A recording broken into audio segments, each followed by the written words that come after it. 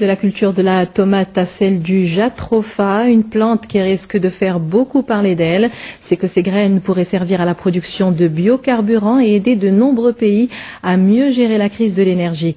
Le Maroc tente actuellement de la faire pousser. Il existe 3 champs d'expérimentation. C'est à l'initiative de l'OCP qui entend donner une nouvelle vie à ces terres en partenariat avec un investisseur italien. Reportage à Khribga de Hicham Behlaouen et Wadi Adad. À l'avenir, voilà ce que vous mettrez dans le réservoir de votre voiture. Cette plante verte qui n'a l'air de rien concentre tous les espoirs du Maroc en matière de biocarburant. Originaire d'Amérique centrale, la jatropha renferme une huile qui pourrait bientôt faire tourner le moteur de votre véhicule. Avant cela, l'heure est à l'expérimentation. Une dizaine de variétés sont actuellement à l'essai au Maroc. Elles poussent ici dans la pépinière de l'Office chérifien des phosphates à Khribga. C'est une plante qui est cultivée principalement pour production de graines. Ces graines qui contiennent 37% d'huile. Cette huile, il peut être transformée ou bien elle peut être utilisée comme un biodiesel. Brut, il peut être utilisé dans les moteurs diesel simples, mais il peut être raffiné pour des utilisations plus spécialisées.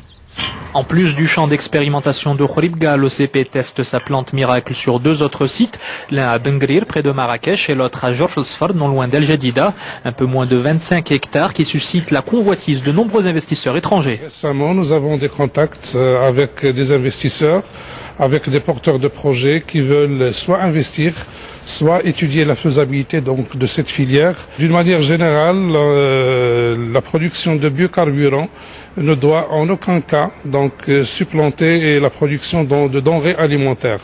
Aucun risque de ce côté-là au Maroc, puisque les fruits de la jatropha ne sont pas comestibles, mais cela pourrait en revanche permettre au Maroc de nourrir l'ambition d'une indépendance énergétique. Et pour se défaire d'un baril flirtant avec les $100, le Maroc doit se doter d'une politique ambitieuse. Il y a un programme sur les 5 prochaines années qui permettra d'assurer une disponibilité de 1000 mégawatts en termes de centrales à base d'éolien ou de solaire dans différentes régions du royaume.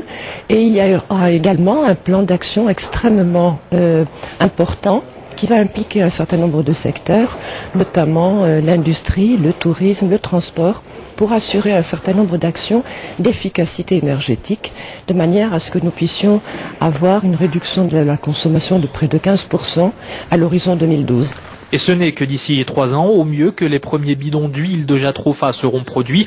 Pour 1 litre de carburant vert, il faut 5 kilos de graines.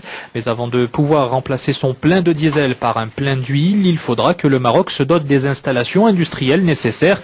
Et accessoirement, il devra aussi régler la question des résidus de graines qui, une fois pressés, devront être à leur tour recyclés.